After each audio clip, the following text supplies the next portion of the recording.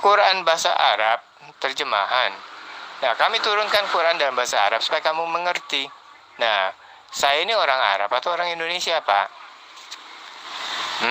Ngapain saya mesti ngerti bahasa Arab supaya saya bisa kenal ala orang Arab? Di sini aja udah cacat logika Anda. Kalau gitu coba kamu tunjukkan mana pernyataan Yesus kalau dia untuk orang Indonesia. Silakan. Nah, kamu juga sekalian tulisin, Pak, ya, Al-Kahfi 109 dan 110. Jika laut adalah tinta dan langit adalah kertas, maka katakanlah Muhammad bahwa aku ini manusia biasa, seperti kamu. Nah, jelas ya, alamu itu manusia. Bismillahirrahmanirrahim.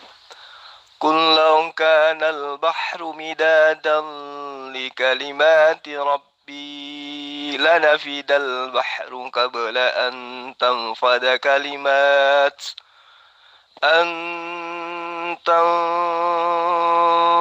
kalimatu rabbi walau ji'na bimithlihi madada.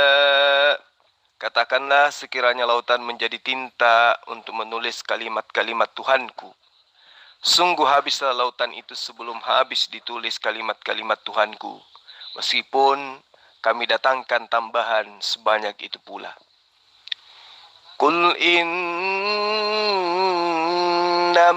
ana basyarum mithlukum yuha ilayya annama ilahukum ilahu wahid.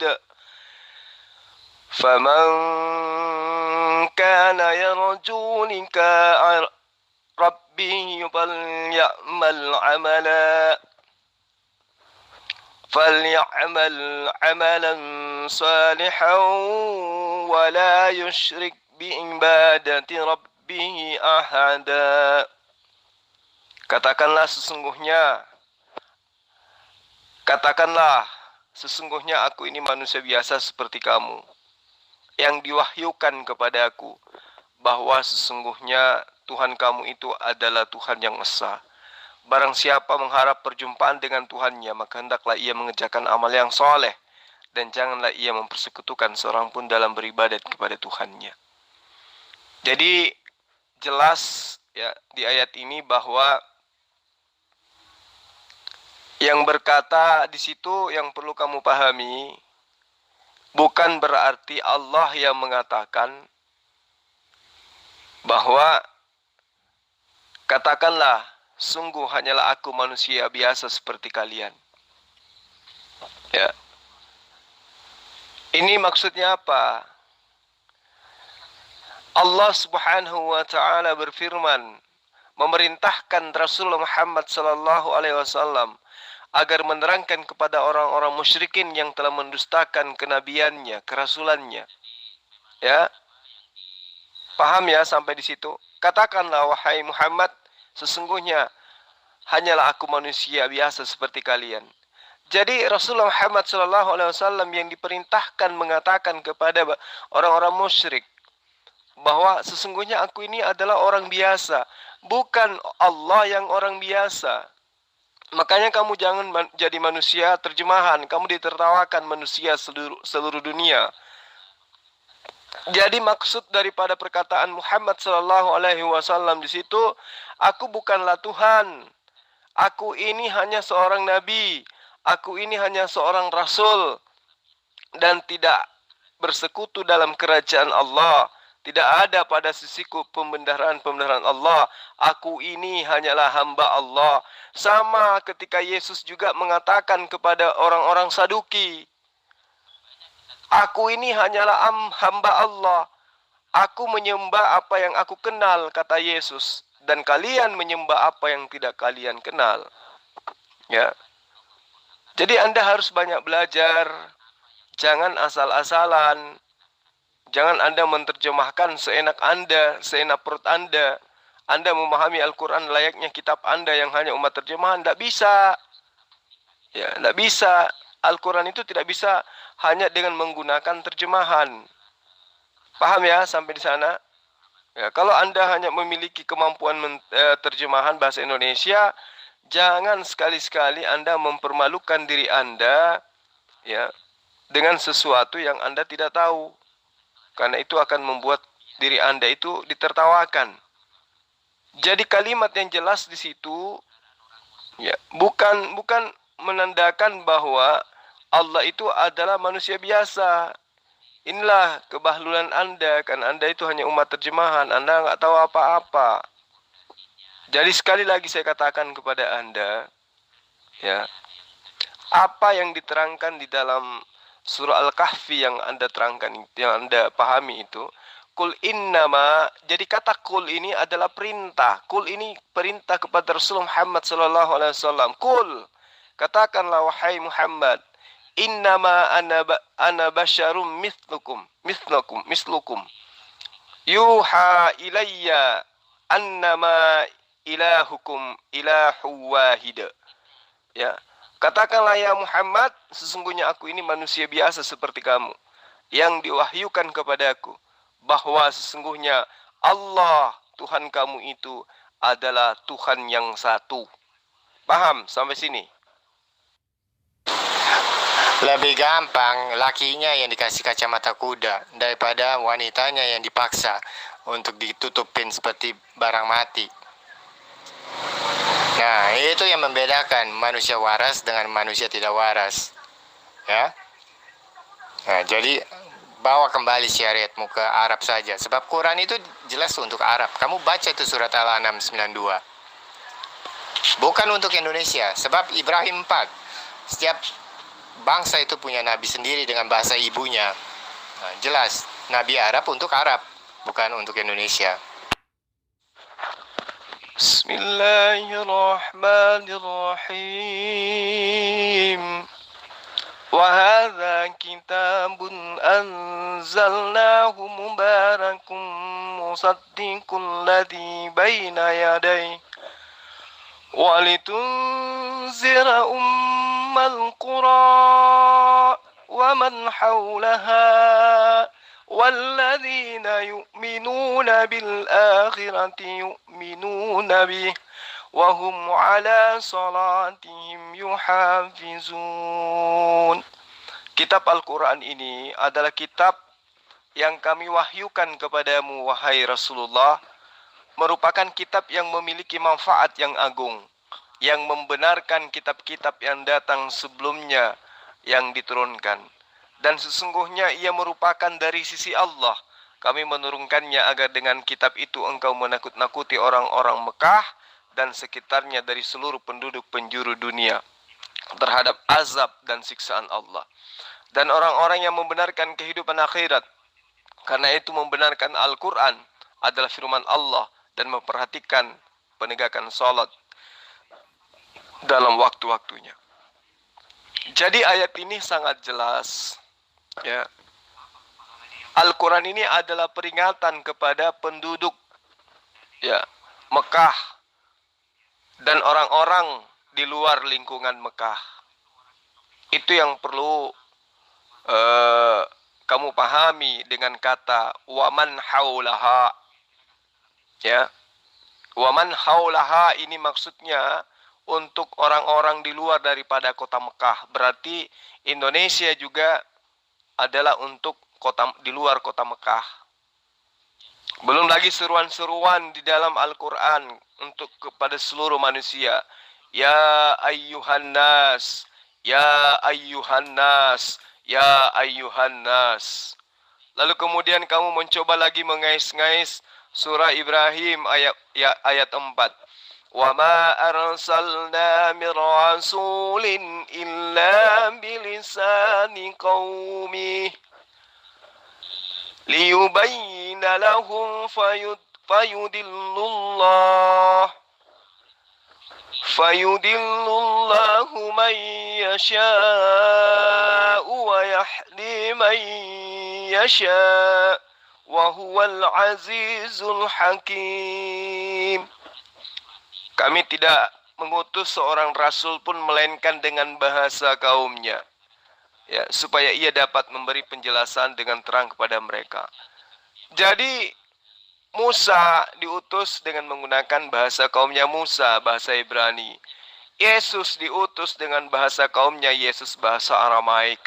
Muhammad Shallallahu Alaihi Wasallam diutus dengan bahasa kaumnya, yaitu bahasa Arab. Bedanya kitabnya Musa, kitabnya Yesus hanya diperuntukkan kepada Bani Israel. Makanya Musa dan juga Yesus teriakannya selalu, Ya Bani Israel, Inni Rasulullahi ilaikum, Shema Israel, Adonai Eloheinu, Adonai Ahad. Musa, Isa, semua menyeru hanya kepada Bani Israel. Rasulullah Muhammad SAW berseru kepada seluruh umat manusia. Itu yang perlu kamu pahami dengan baik. Nah sekarang, tunjukkan seruan Yesus untuk Kristen. Kenapa kamu masih mengajarkan Kristen di negara ini? Sementara Yesus itu mengajarkan ajarannya hanya untuk Bani Israel. Ya, sekarang tunjukkan. Mana dalilnya Yesus untuk Kristen? Silakan. Iya, sekarang saya tanya, tolong tunjukkan ayat Quran, Allah memberkati bangsa Arab dan bukan Israel, dan tidak menurunkan nabi dari Israel. Gitulah gampang. Kalau orang bahlul memang pertanyaannya aneh-aneh gitu ya. Jelas-jelas Allah memilih bangsa Israel. Buktinya diturunkan Nabi Musa dengan Taurat, Nabi Isa dengan Injil, Daud dengan Zaburnya. Itu bukti Allah ya memberkati bangsa Israel, tapi juga kadang mengutuknya. Makanya kamu belajar. Sebenarnya kamu gak ada hak untuk mempertanyakan ini karena kamu bukan Bani Israel. Kamu hanya penumpang gelap. Ya, hanya korban pembodohan dari Romawi. Kamu itu. Lalu bertanya, adakah Allah Israel itu memberkati bangsa Arab? Ya, buktinya Al-Quran diwahyukan dalam bahasa Arab. Dan kemuliaan-kemuliaan bangsa Arab itu diterangkan di dalam surah Al-Ahqaf ayat 12, As-Sukhruf ayat 3, Fussilat ayat 3, Syura ayat 7, lalu kemudian Az-Zumar ayat 28, Taha ayat 113, Ar-Ra'du ayat 37, Surah Yusuf ayat 2. Ya, itu bukti bahwa jangankan bangsa Arab, bahasa Arab itu adalah merupakan bagian integral suatu bangsa. Memilih bahasa Arab adalah memilih bangsa Arab, khususnya Quraisy, sebagai pondasi bangunan masyarakat Islam. Ya, yang memilih dia siapa? Allah Israel. Karena itu kamu harus banyak belajar. Nah sekarang pertanyaan saya, adakah Allah memilih orang Kristen sebagai nabi? Dan siapa nabinya orang Kristen? Silakan. Emang kan ada perintahnya, Pak. Jadi tulus seperti merpati tapi licik seperti ular. Gitu.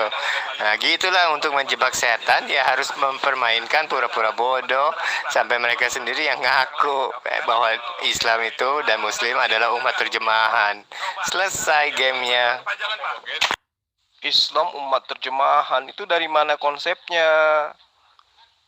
Ya, Al-Quran diwahyukan ke dalam bahasa Arab. Kami ngerti Al-Quran kami dalam original teks. Mana umat terjemahannya? Gila aja loh. Yang umat terjemahan itu kalian, orang Kristen. Tidak ada satupun di antara kalian yang menghafal kitab kalian dalam bahasa original teks. Iya toh? Jadi kalau umat terjemahan ya umat terjemahan aja, nggak usah ngajak-ngajak, kale. Kalau Islam beda lagi. Islam itu adalah sebuah ajaran. Ya, Islam itu adalah sebuah tatanan. Islam itu adalah asas. Islam itu adalah hukum-hukum. Sehingga dia adalah sebuah ajaran. Dia adalah pegangan hidup, aturan hidup, norma hidup. Ya, agama Islam itu adalah jalan keselamatan. Namanya saja jalan. dan keselamatan. Itulah dinul Islam, artinya jalan keselamatan. Nah, sekarang kamu nggak mengakui adanya agama. Ya memang benar, karena kenapa? Pijakannya apa? Karena pijakannya agamamu itu memang hoaks, bukan ajaran Yesus, bukan ajaran nabi-nabi. Kristen itu hanya sekte yang menamakan diri sebagai pengikut Yesus, padahal mereka itu adalah penyembah Yesus. Makanya kamu nggak pede kalau ditanya itu Kristen asalnya dari mana. Kalau Islam yang ngajarkan adalah Yesus. Islam yang ngajarkan adalah Muhammad SAW. Yesus mengajarkan Islam di mana? Di Lukas 24 ayat 36. Islam untuk kalian semua. Shalom alaihim. Kristen pernah Yesus sebut? Tidak. Yang Yesus sebut hanya Islam. Yesus tidak pernah menyebut Kristen. Makanya kamu nggak percaya diri untuk mengakui Islam Kristen itu adalah agama. Karena Yesus hanya menyebut Islam, tidak menyebut Kristen. Gitu ya. Kalau kamu punya agama itu kamu tidak akui sebagai agama, ya itu dari Allah. Tapi kami dengan percaya diri Islam itu adalah agama karena dia adalah jalan. Ya, Islam dinul itu jalan, Islam itu keselamatan. Jadi dinul Islam atau agama Islam artinya jalan keselamatan. Kristen jalan kesesatan. Oh, Zuma pakai nama baru, nomor baru. Lu jualan itu nomor pulsa ya? Aduh, siapa yang peduli agama, Abdul? Ya, siapa yang ciptain agama? Agama adalah frustasi manusia tidak bisa menjelaskan sifat alam mereka. Maka ditulislah teori-teori bullshit ya untuk menjelaskan apa yang mereka tidak tahu tentang Allah. Jadinya nebak-nebak lah, bisa di sini, bisa di situ, bisa beginilah, bisa begitulah. Nah, sampai sekarang pun kalian cuma ngeklaim terima hukum Taurat dari Musa. Nah, sedangkan kalian nggak tahu siapa yang tulis Taurat itu di tanganmu. Nah, itu udah bego kan namanya. Makanya jangan asal telan informasi yang kamu terima. Nah, kamu punya tuh yang kayak bapau di tengah-tengah antara dua telinga, diproses, direndam, diolah, baru dicerna. Jangan begitu dengar kiri langsung keluar kanan, langsung diomongin tanpa mengerti. Bodohnya itu. Kenapa? Yesus tidak datang bawa agama. Yesus cuma kasih dua perintah, kasih Tuhan dan kasih manusia. Lebih dari itu nggak perlu. Tapi untuk menjelaskan tentang kasih yang tanpa syarat kepada Allah dan manusia itu ditulislah jutaan buku tentang syarat mutlak sebuah kasih. Nah, Anda paham ya? Nggak usah debat soal agama. Agama itu ciptaan manusia, titik. Dan bukti agama adalah karena kegagalan manusia dalam menjelaskan tentang alam mereka, Allah yang mereka percaya. Makanya keluar buku-buku tafsir. Ginilah, pakai otak untuk berpikir jernih dan cerdas. Jangan bodoh. Istilahnya kamu cuma nambah baca tanpa mengerti siapakah Allah. Itu faktanya.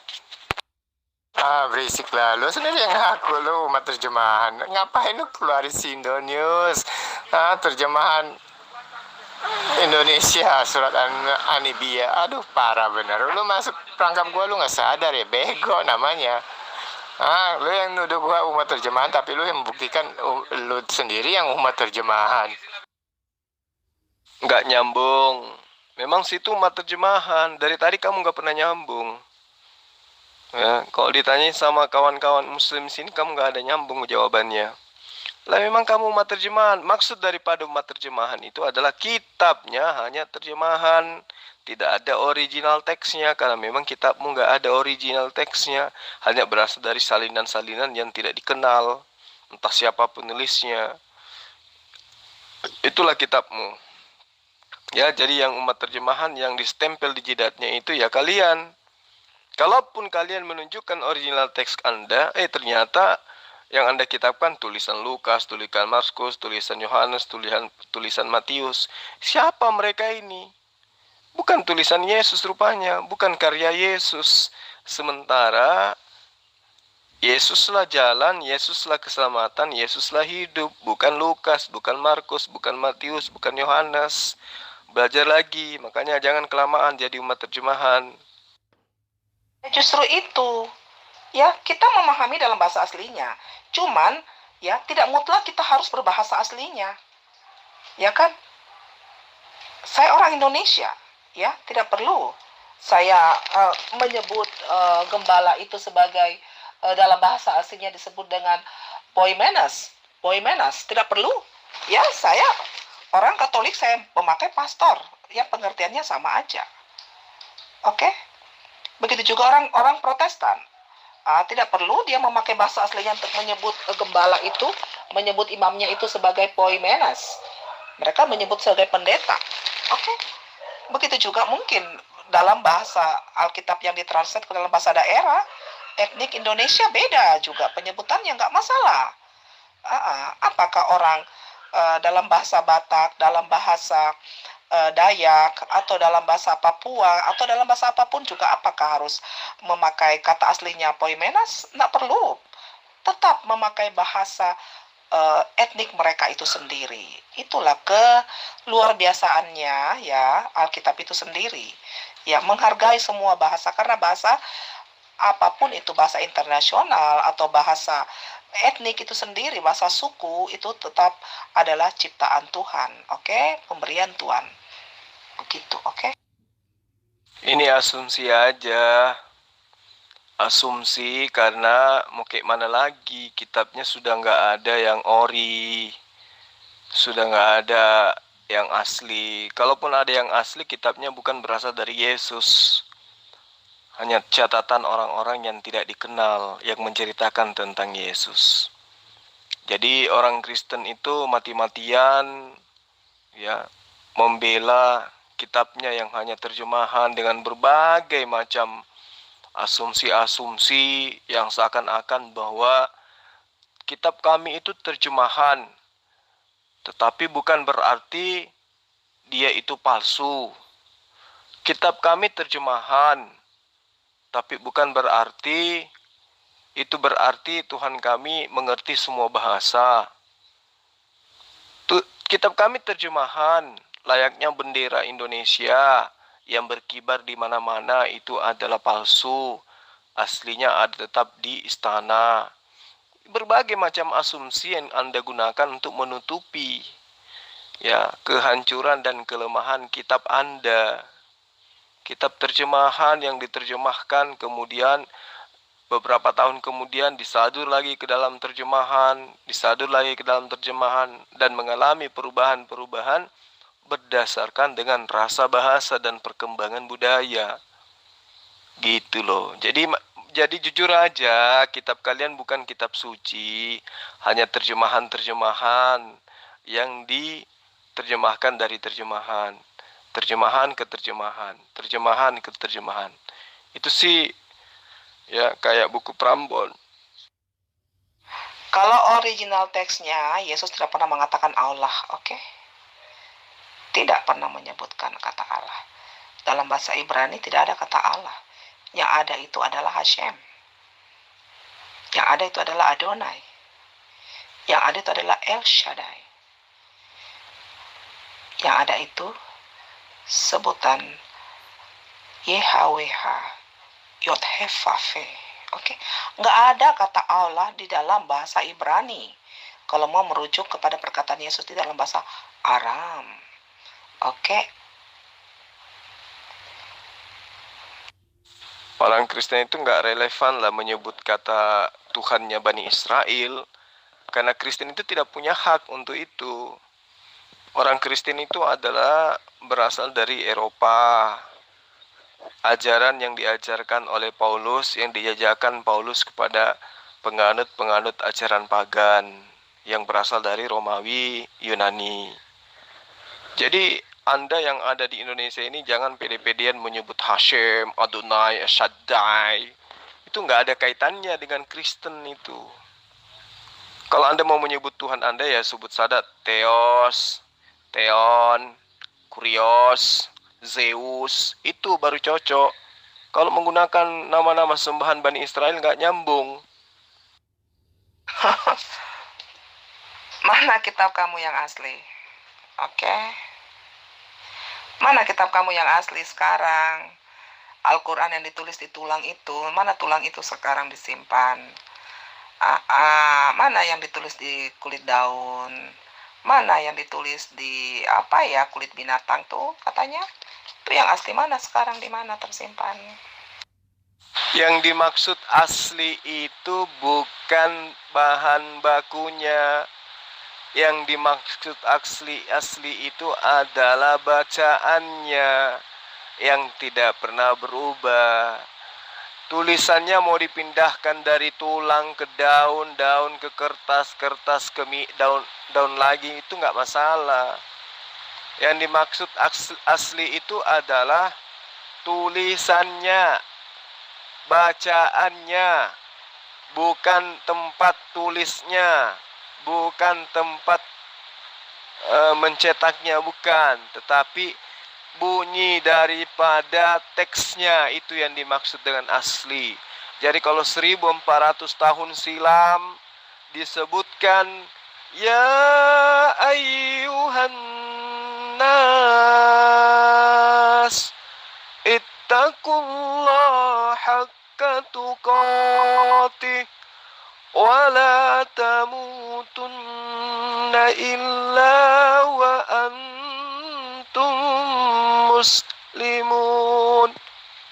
1400 tahun yang lalu sampai hari ini masih dengan suara itu, masih dengan bacaan itu artinya masih asli. Itulah original teks. Oke? Nah, kitabmu gimana? Tahu nggak sejarahnya ya? Pusat kekristenan pertama itu di mana? Sebelum dipindahkan ke Roma. Agama Kristen pertama kan Katolik ya. Pusatnya dulu di mana? Aduh, penyebutan Kristen aja pertama kali di Tarsus, di Antioquia. Makanya belajar lagi. Memang Yesus terlahir dalam lingkungan Yahudi. Bahasa yang digunakan adalah bahasa Yahudi, bahasa Ibrani atau bahasa Aramaik. Tapi perjanjian baru, gospel, seluruhnya hampir dalam bahasa Yunani. Seharusnya kitab-kitab gospel ditulis dalam bahasa Ibrani kalau pusatnya di Yerusalem. Tapi karena bahasa inilah bahasa yang digunakan oleh kaumnya Kristen, yaitu bahasa Yunani di Roma dan Yunani, maka ini menunjukkan bahwa agama Kristen berkembang dalam kebudayaan Yunani.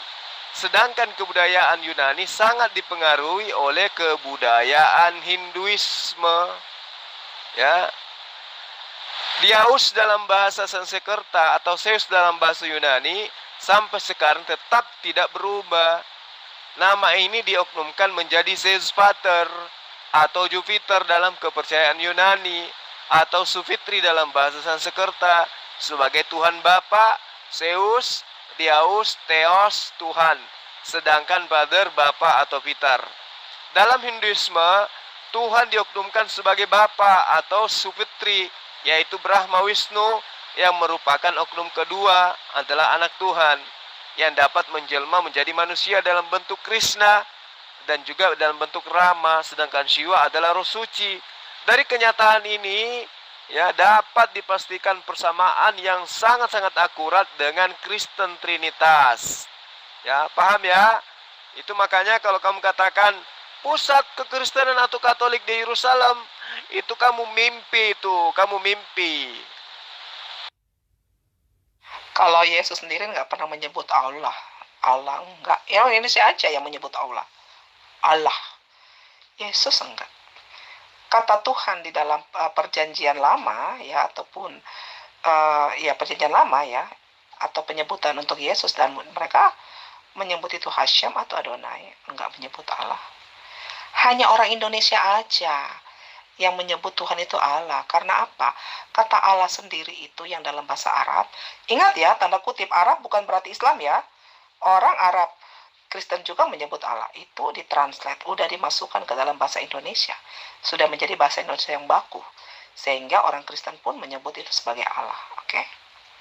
Tetapi ada Alkitab kok sekarang yang nggak mau memakai kata Allah. Mereka memakai Adonai atau memakai Hashem. Ya. atau memakai El Shaddai, ada Alkitab itu sekarang. Tetapi lain masih mempertahankan Alkitab memakai Allah. Tapi saya nggak tahu ke depan lagi. Bisa aja nanti suatu hari berubah. Karena tahun 2000 berapa ya, aku lupa ya, 2005, 2000 berapa pernah itu didiskusikan di seluruh Indonesia. Apakah perlu diganti kata Allah itu sendiri? Oke. Ke depan saya nggak tahu, bisa saja itu berubah. Tergantung kesepakatan gereja-gereja di Indonesia. Thank you. Aduh, saya geli. Kau menyebut Hashem kayak gitu, geli. Nggak pantas lidah pemakan babi nyebut Hashem. Mohon maaf, saya harus katakan itu.